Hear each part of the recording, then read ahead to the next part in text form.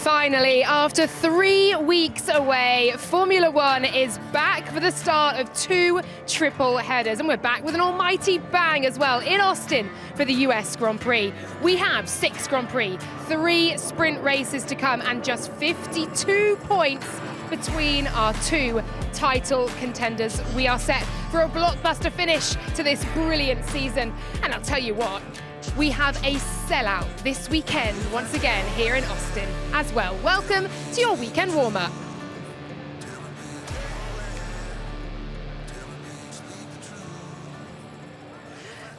Welcome down then to a bustling, busy Austin paddock, and welcome to Lawrence Barretto, to James Hinchcliffe and to Will Buxton as well. Brilliant to be back, Formula One back with 6 races to go, and brilliant to be back in Austin. Lawrence, how are you? Yeah, I'm really good, thanks. You mentioned that break. 3 weeks felt like forever, not like the summer break. I couldn't wait to get back to Austin because it's such a great city and such a great track. Hinch, how are you doing? Doing wonderfully. Busy break myself, but excited to be back here. This is where it all started for me with F1 TV, so it's always nice to come back. And this event, like you say, Lawrence, it's just so epic. It's huge at the racetrack. It's huge in the city at night. Everybody really gets behind it. This is always a super fun one. I have very fond memories of you and I going on a hot lap or 2 around this track last year. Were they fond memories? I had to lie down for about half an hour afterwards, so I was not sick on air. Yeah. Will Buxton, how are you doing, mate? 6 races to go, and we're here in Austin, and it's a sprint weekend as well. I'm amped. I'm so amped, as you said at the top. 52 points between Lando and Max in the fight for the Drivers' World Championship. 3 sprints. It's legitimately game on. I cannot wait for these 6 races. And I know we've had 3 weeks off, much similar to the summer break that we have, but we've not had a summer shutdown. We've not had a shutdown in any of the team activity. They have been very busy. They'll be looking to show off exactly what they've been up to over the course of this weekend. First, though, let's take a look back at the Singapore Grand Prix and see how we got to Austin here.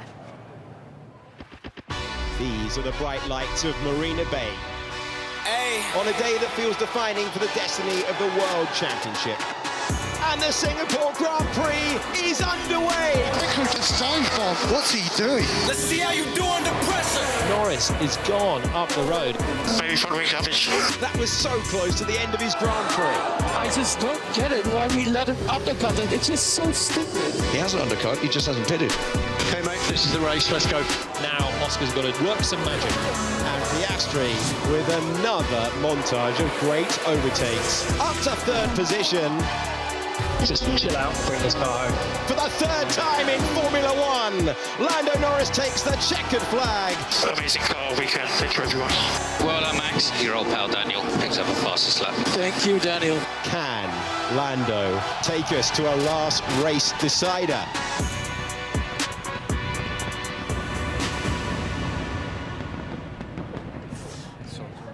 Oh, Alex Jakes, that is the question, is it? Can Lando Norris take it to one final race to decide this 2024 title in Abu Dhabi? We may as well ask someone from McLaren, might as we? Luckily, we've got Pato Award alongside us. Pato, how are you? How much are you enjoying Austin? I love Austin. This is like my backyard. I spent a lot of time in San Antonio. My parents live in San Antonio. I lived there for quite some time. So I know Austin well. My favorite restaurant is from here, actually. I went last night, and looking forward to joining the team, you know, in my, I like to call it the professional bench warmer role. And yeah, just here to support and help in any way I can.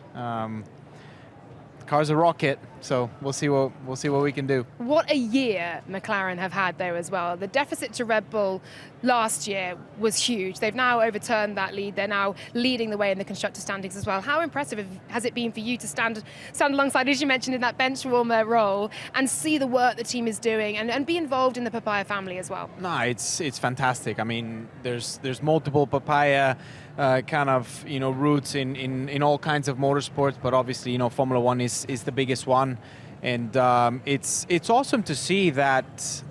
I mean, it's just rare to see this kind of change in the middle of the championship. You know, last year, you know, you would see Red Bull kind of just run away with it, and that's what they did. And this year, I think Miami was really the turnover where this car really showed its true potential with the upgrades, and you know, the guys have been pushing, but you know, they well know, you know, more than I, that you can't relax. You know, it's obviously a possibility to win the constructors and to win the drivers' championship, but for that you need to execute, even though if you've got, you know, one of the quickest car or the quickest car. So I think it's still an uphill battle, but it's going to be great to, you know, to be here. I'm going to every race for the remainder of the season, so I'm looking forward to that and jumping in the car for Mexico. Can't wait for that. Pato, it's 52 points at the moment between Lando and Max. This weekend there's 34 points on offer because it's a sprint weekend, normally 26 for a weekend. We've got 3 sprints, 3 normal weekends for the rest of the season. A huge amount of points that can be won or lost. As a race driver coming in, looking at that 52-point gap, where's your head at if you're Lando right now? I mean, it feels like a tall ask because you're obviously going up against a team that, you know, reliability-wise has been strong. Obviously, Max knows that they haven't been the best. So I think the first thing in his mind is that we need to stay consistent. That's what's going to save our championship if we're going to take it in the end. But all it takes is, I mean, one DNF, man. One DNF and Lando wins, and you've cut down 30 points, or somewhere in the 20s. So it really depends on how the weekend falls. But it very quickly it can turn into like no lead. Yeah. So I think for Lando for now is just finish in front of him every single time and win as many races as you can.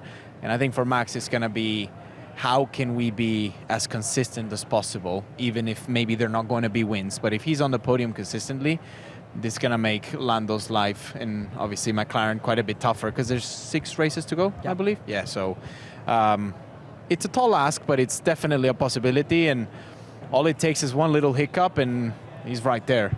It's so beautifully poised, isn't it? Every single point matters. Pato, thanks so much for joining us. Glad to hear you'll be with us for the rest of the season as well. Hopefully we'll get you back on F1 TV. Yeah, looking forward to it. Thank you so much. Yeah, have a Pleasure. good weekend. Let's hear from Lando Norris then. I mean, after Singapore, I just wanted to keep going. We were in a good rhythm. I think we still are in a good rhythm with how we performed last year, with how we were performing over the last, 3, 4, 5 races. I think we're confident everywhere that we should be towards the top. We're a top team and we're fighting for wins, and we're fighting for a constructor championship, and we're fighting for a drivers championship. It's easy to come up with excuses and reasons for things. If I finish second, it's because Red Bull and Max have done a better job. Great to hear then as a chopper just whirs overhead from Pato, and indeed a little bit more about how McLaren are facing this fight against Red Bull. I think the question is it easier to be the one chasing or to be chased? And does that actually depend on the mentality of the driver? I think, look, in any case, in a competitive situation, you want the lead, right? Is it nice kind of knowing in Lando's case that all he has to do is win? It's not like he's points racing at this point because the gap is so big. He's got to hammer home strong results. But at the end of the day, you'd always rather have that cushion just in case, be on the defense a little bit.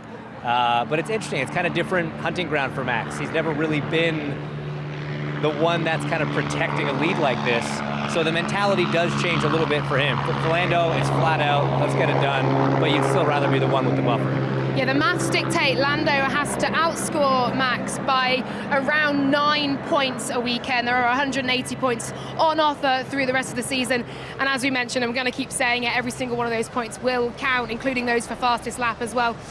How important are teammates then in this battle? Because Sergio Perez, obviously, in Baku, look back to some of the best that we see of Sergio Perez. Oscar Piastri is in the form of his life. How important a part will they play, do you think, Lawrence? I think it's going to be massive. Checo scored 1 point in the last 2 races. Oscar scored 40 points. I think that is what's going to be the difference, I think. You mentioned that average, like Lando, that average has crept up. It was kind of 8 points, crept into the 9. So when Oscar can take points off Max in that fight, it's going to make the difference, I think, this year. And Checo really has to step it up, I think, from Max's perspective, especially as Red Bull are the chasees at the minute. And it kind of needs to be the other way around if Red Bull want to have any chance of clawing McLaren back in the constructors. And Red Bull are going to have to look over their shoulder as well, Will, at Ferrari behind them in the constructors' standings. Yeah, there's absolutely no guarantee that Red Bull can even hold on to second place in the Constructors' Championship as things stand. And, Red Bull is the most un-Red Bull team that I've seen in their history in the sport. They're all at sea. They're flapping, they're making mistakes, and they have this mess with their driver situation. Checo's not going to be as focused on helping Max out as he should be, because he's looking over his shoulder at Liam Lawson, who's stepping in this weekend in place of Daniel Ricciardo, because Liam is coming after Checo's seat. It's a really bizarre situation at Red Bull. We could go from the most dominant season we've ever seen in Formula One history to them finishing third in the Constructors' Championship. That is a very real possibility. Well, let's hear then from Max Verstappen, our reigning champion and our leader so far in the driver standings. Well, here we go, Max. We've got almost like a mini season, 6 more races to go. What's giving you confidence going into these last 6 races in your battle against Lando Norris? Yeah, I mean, we'll see, right? I mean, we try to do the best we can. I try to do the best I can, and we'll see what happens. At the moment, of course, we know that we are lacking quite a bit, and yeah, we have to go at it step by step. Of course, there are not many races left, but I'm still confident that we can have good races. Confident for some good races is what Max Verstappen is saying. He hasn't won a Grand Prix since Spain. It's an astonishing stat for a driver who was so dominant last season and indeed came into this year with the first 5 races looking like he was going to continue in that very same fashion. One thing, of course, that Max Verstappen hasn't mentioned there, and Red Bull have come under fire for today, Will, is the ride height adjustment. The FIA looking at it, other teams looking at it. Red Bull have sort of owned up that it is them and it is in their car. What can you tell us about that? What does all this mean, and what have you heard from the team and from the FIA? So ultimately, it's about the ability for the teams to change ride height under parc fermé conditions. So as we know, as soon as you start qualifying, the cars are locked in. You can't make any changes to the setup, and that includes ride height. And ride height is all important because it's about how low you can get the car to the ground in order to optimize the aerodynamic platform for it. And you want it as low as you can to the ground, particularly in qualifying, but then if you have it so low to the ground for qualifying, when you fill it full of fuel, it's too low, and you're going to start grinding out that plank, that legality plank underneath the car. What teams are suggesting Red Bull have been doing is manipulating the ride height between qualifying and the race, so changing it under parc fermé conditions. I was talking to the team today, they said they do have a mechanism on the car that would allow them to do that. It's actually quite difficult to get to, so any suggestion that the driver was actually able to change it in the cockpit, they're saying is false. They're saying it's underneath the pedal box inside the cockpit, so you'd actually have to go in with a screwdriver, kind of climb into the cockpit, legs out the top, and mess around with a screwdriver in there. But yeah, the teams certainly, because everything in Formula One now in terms of designs, it's all open source. The teams can see what everyone is doing with their cars. Some teams flagged a complaint to the FIA, and the FIA basically said to Red Bull, you need to figure out this and change this in order for us to be happy. Similar with what they did to McLaren earlier in the year when we saw that slightly flexing wing in Baku. And it's a new way the FIA have approached things, rather than just saying, that's it, you're in trouble. To say, we've seen this, fix it, don't run it again. Yeah, the team saying they've agreed a plan going forward with the FIA. You mentioned their skid plank, of course. You look back to last year, Mercedes and Ferrari will be hoping to get amongst this title fight between McLaren and Red Bull as well, and hoping to get points off them both, I'm sure. Both Charles Leclerc and Lewis Hamilton disqualified this time last year for excessive wear on that skid plank. We are expecting teams to bring upgrades by virtue of this 3-week break that we've had before and lots of time for the teams to work. They have just one practice session to make them work. There's jeopardy, isn't there, Hinch? There is, but I think we're deep enough into this sprint format. Having sprint races, teams are a little bit more comfortable at bringing, to bring big upgrades to races like this. Also, it's a tight stretch, right? We have 6 races left, 2 triple headers. You want to get that on the car as quickly as possible. There is the repave here. I think a lot of those bumps are going to be taken out because of that, so less of a concern about wear specifically. But yeah, it's still always tough. I mean, we've seen how many correlation issues we've had this year with teams bringing upgrades and them not just bolting on the car and finding lap time immediately. Sometimes there's some caveats, there's some setup changes required.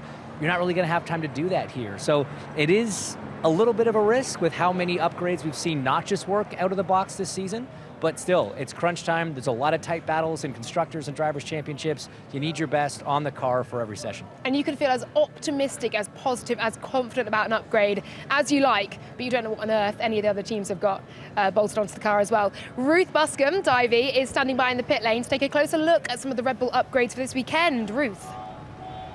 Yes, now the official upgrade list doesn't go out to teams and media until Friday, but we can already see the big changes happening down at Red Bull. Now, other than the wings, the whole floor is brand new. Some of the internals of the insides all changed for this weekend, and these guys are really rather bullish. They are expecting it to make a big difference. Obviously, Max coy in the press conference, but you see the guys around here, they are expecting it to be a big step to fix some of the issues with the balance that they've had with that RB20, which is all important here with the curbs. You used to be that we didn't see a lot of upgrades in sprint weekends, but now with 6 sprints, and also with the chance to change the car after the sprint before the Grand Prix qualifying, teams are bringing more and more upgrades, which is so key, because here with the Red Bull, it is going to be every point that counts. In terms of their attacking with this race weekend, when it comes to the strategy, if those upgrades work, McLaren are going to have to react. They're going to have to potentially even consider splitting strategy if they are no longer out at the front and it is actually a 2 or even a 3 horse race. Back to you guys. Oh, thank you very much, Ruth. A 3 horse race, a 4 horse race, who knows? And I love that about Formula One in 2024, that coming into each weekend, we have absolutely no idea, well, not much of an idea, of who may be on top. So from Red Bull to their sister team of VCARB, and it was a goodbye to Daniel Ricciardo of sorts in Singapore.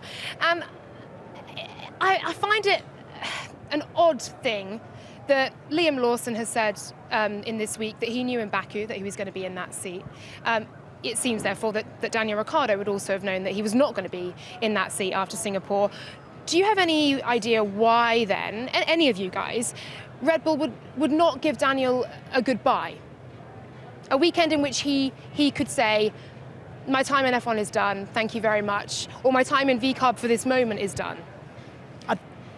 I mean, I think a lot happened quite quickly from that moment in time in Baku. So I think when you get told that in Baku, Liam was told that he was going to be in the car at some point this year, probably from after Singapore onwards, I think at the same point, Daniel was told essentially that was probably going to happen, but there was just no defined point before they got to Singapore where they decided that's definitely happening. Then obviously the weekend begins. Daniel starts to do in his media. It's probably too late by then to suddenly decide, actually, we are going to make this decision public at the moment in time. So I think there was just a number of factors that evolved in the build-up to Singapore over the course of the Singapore weekend. And then, ultimately, Daniel kind of left on his own terms. I don't think he needed the fanfare. I don't think he needed everyone kind of waving the flags for him to leave. He had that when he left McLaren, and he wasn't sure what was going to happen after that. I don't think he really needed that. I think he just accepted at that point that it was over and that he was going to have to go and start his new chapter. Do you guys agree? No, I think it was disgraceful. Right. The guy's done so much for that team. Right? He's been such a major part of their story. He's brought so much to them. This is a team that's all about marketing. How do you mess that up so badly? I really felt for him. I think he deserved more. I think he deserved more from the team. I think his fans deserve the ability to be able to say goodbye to him, and I think he deserved to be able to go into that race day Sunday and say, well, you know what, like, this is my last day. I'm going to go out there and I'm going to hold my head high and I'm going to get to the end and I'm going to be really, really proud of myself, instead of being so sad and so sullen and having to kind of just disappear off into the distance. I think I was really disrespectful. I really did. It left a sour taste, didn't it, Hinch? I mean, devil's advocate, right? And you kind of said it. Maybe he didn't want that, in the sense that it would be so distracting knowing that there's a finality to it that maybe there wasn't when he left McLaren. He still had a job to do. He still wanted to go out on a high on track. Didn't quite pan out that way, but maybe he didn't want that fanfare because he wanted to just enjoy it. He didn't want to be distracted. We just don't know. We don't know the ins and outs of it. I agree the fans deserved it, but if that's not what he wanted, then it's a tough sell. The fact of the matter is we don't know all the ins and outs. We don't know the truths to it. We're hurt because we wanted it, right? But who knows what the real story really is. As ever, I'd love to know what is going on behind the scenes in these teams. You got his number? Let's call him up. Yeah. Let's call up the two teams and see what's going on. No, in all seriousness, though, this is to take absolutely nothing away from Liam Lawson, from what he's achieved so far, from how he's performed in a Formula One car, both when he was in the car last season competitively and, of course, off the track as well in testing.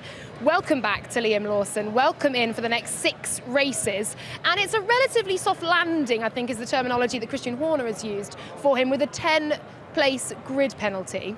Yeah, but on a sprint weekend and on a track that he doesn't know. It's not that soft. But maybe expectation, therefore, is tempered. Yeah, look, it's a massive challenge for Liam because he has 6 races to ultimately convince Red Bull, not that he's worthy of a seat at VCAR, but that he's worthy of a seat replacing Sergio Perez at Red Bull. That's why they've brought him in. Be in, no doubt. Daniel was in that seat to see if he would shape up to replace Checo. He didn't. He's out. Liam is in to see if he can do that.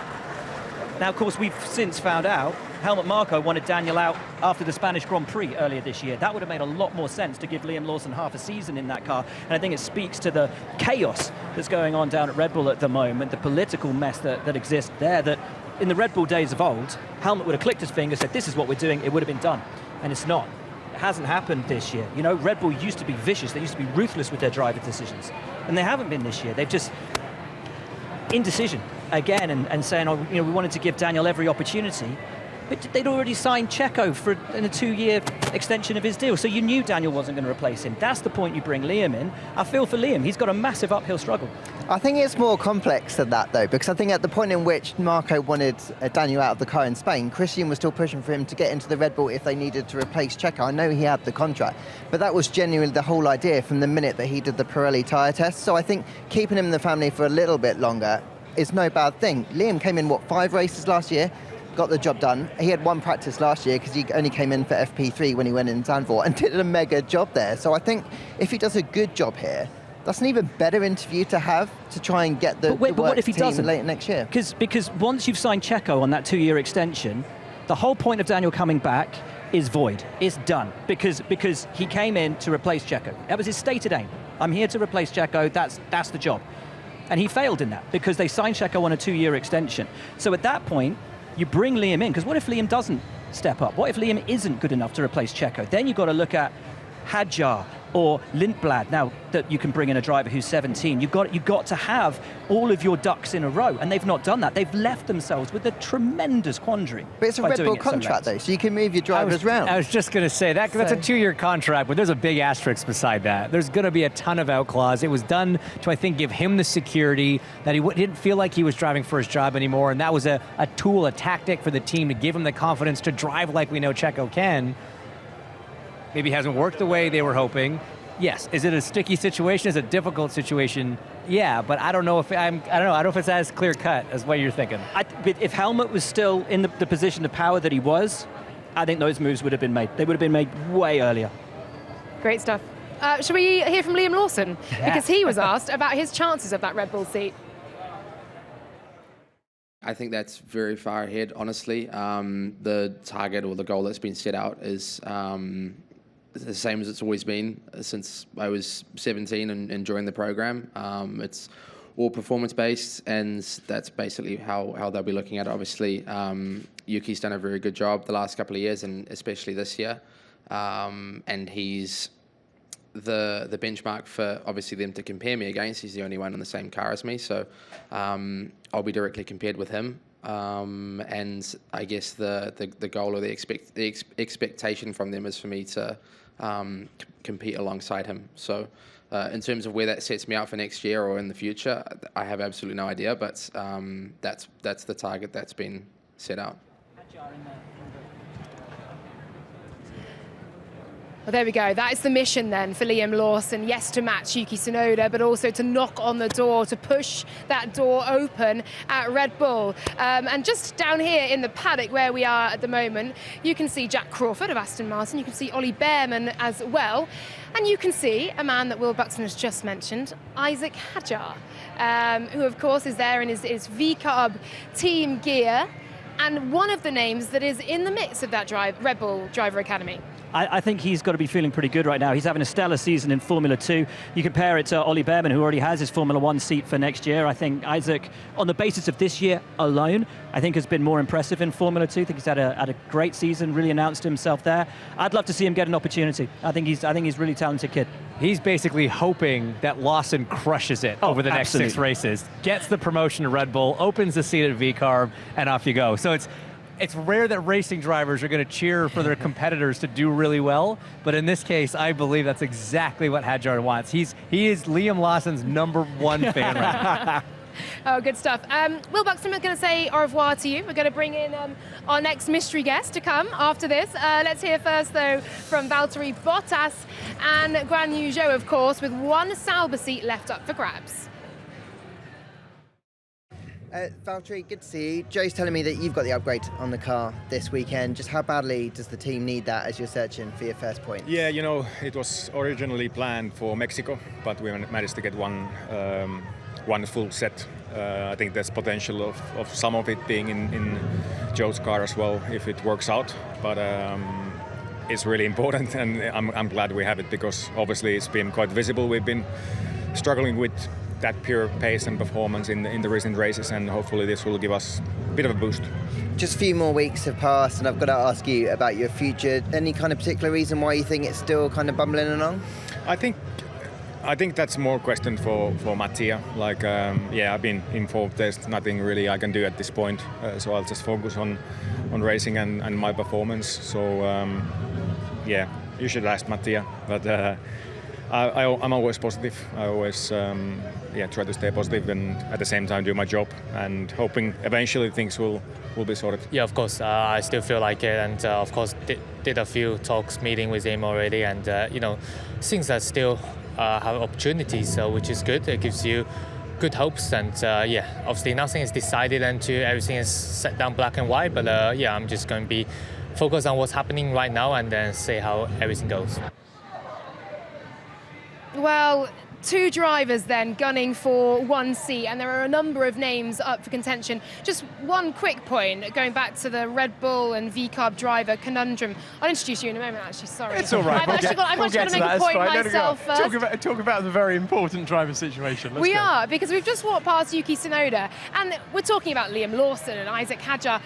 Do you know what? He must be thinking, what on earth do I have to do here to get even mentioned in contention with a Red Bull seat, because he's been performing this season and last season as well. Alex Jakes, welcome to you. Thank you very much for joining us. I loved it. Mostly about Yuki Tsunoda and then a little payoff to you. Great to have you on the show. We're talking about that Sauber seat, though. Yes. That's why we brought you in. Yes, that's why I've appeared. With your vast knowledge, indeed, of the feeder series and of the drivers that are coming through, who's in contention then, alongside Zhou and Bottas, for that seat? Well, you've got Franco Colapinto, who's won hearts and minds and everyone's affection, I think, over the last month or so. But then you've also got Gabriel Bortoleto. He's in the lead of the Formula 2 Championships. 4 races to go, 4.5 points in the lead. So pretty decent performance from him. He is a Formula 3 champion. He is trying to win the Formula 2 title. The drivers who have won third tier and second tier back-to-back, pretty good company. George Russell, Oscar Piastri, and Charles Leclerc. So that's a good recommendation. And then you've got maybe a name further from the past in Mick Schumacher. He's in the hunt for it as well. Talked about a lot. And then if we talk about all the drivers who have been in contention, who have got that chance because of their academy links, Teo Porcher is still officially part of that academy. And they've got a luxury of riches, haven't they? They've got a fantastic choice.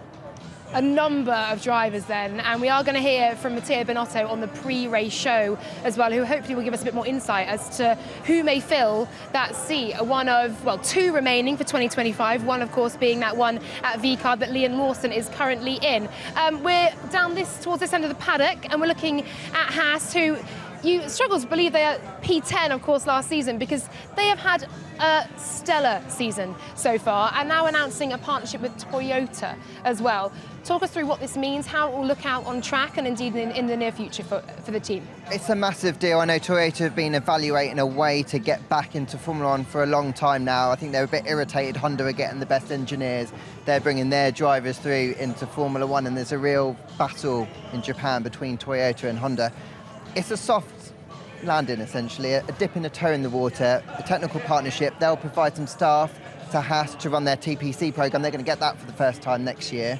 Then they're going to run some Japanese drivers as well in that program, maybe get some FP1s as well, an opportunity for them to just bring that talent through. But it's a commercial deal, so you're going to see the branding on the car, you're going to see more money going into this facility. They're going to pay for a simulator as well.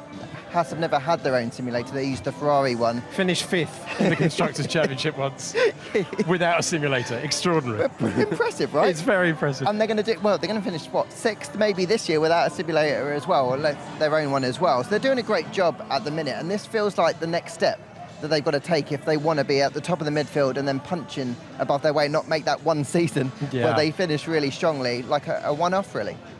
Yeah, really bright future then for Haas, certainly, after what has been a great season for them so far.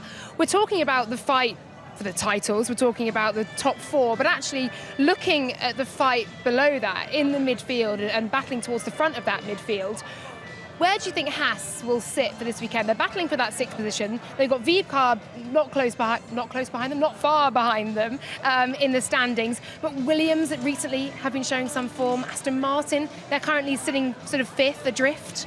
Yeah, I mean, Aston Martin's kind of on their own island. It's a bit lonely for them right now. But behind that, there's a lot to play for, certainly. I think that the momentum's with Haas. That's good for them. Home race here for them. That's a good thing. Vibcar hasn't really had that pace the last few rounds that we saw, especially out of Yuki in the first kind of quarter of the season, scoring points pretty regularly.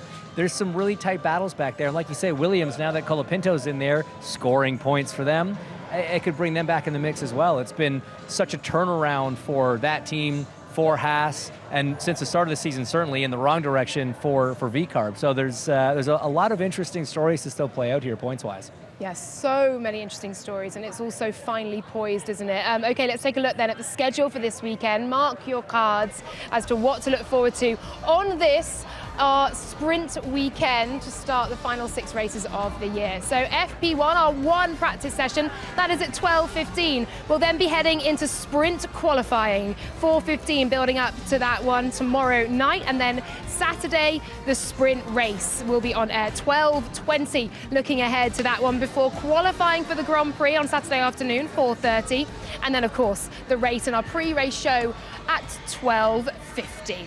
Okay, we do have some more strategy and graphics to bring you this weekend as well. Ruth Buscombe-Divey has more on that. Oh yes, it is not just Haas, Red Bull, Mercedes and McLaren that have brought big upgrades to Austin. We have 2. This weekend we have a brand new graphic for you guys at home where we're actually now able to give you the time lost when a driver makes a mistake on a qualifying or a racing lap, which means when Lando went off in Singapore and he lost 3.51 seconds in turn 14, you guys are now going to have access to that information probably even faster than the teams do with using significant amounts of data, timing, weather, and our technical partners, AWS. Everybody at home gets now to be race engineer and strategist. Throwing back to you, Laura. Thank you very much, Ruth. That is exciting, isn't it? That is going to add a whole new dimension to how you guys are enjoying and watching the racing here with us on F1 TV.